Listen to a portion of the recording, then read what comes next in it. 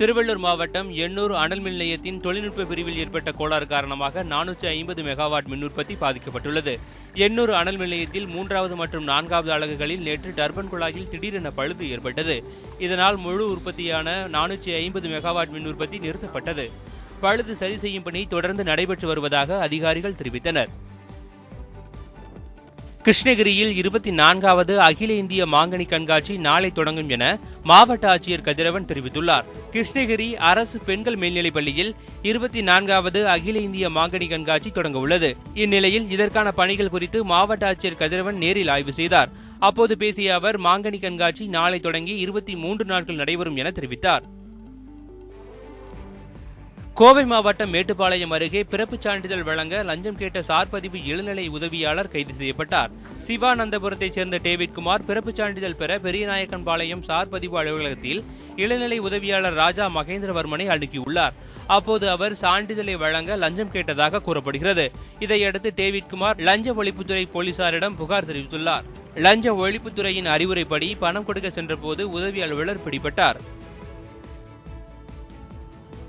திருவண்ணாமலை மாவட்டம் செங்கம் அருகே காரில் கடத்தி வரப்பட்ட 2500 மது பாட்டில்களை போலீசார் பறிமுதல் செய்தனர்.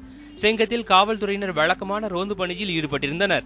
அப்போது அவ்வழியாக வந்த காரை மடக்கி சோதனையிட்டதில் புதுச்சேரியிலிருந்து கொண்டுவரப்பட்ட 2500 மது பாட்டில்கள் இருந்தது தெரியவந்தது.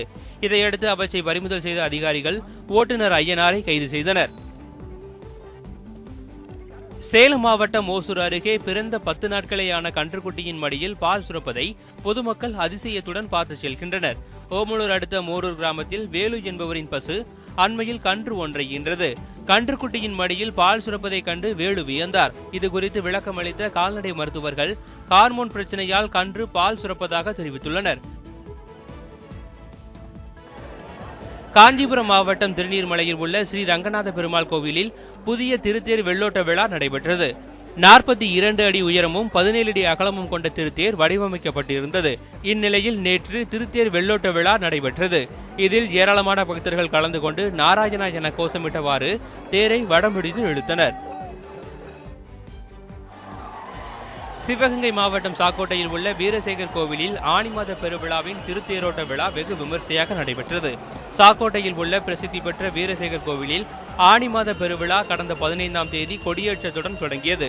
11 நாட்கள் நடைபெறும் இவ்விழாவின் முக்கிய நிகழ்வான தேரோட்ட விழா நேற்று நடைபெற்றது.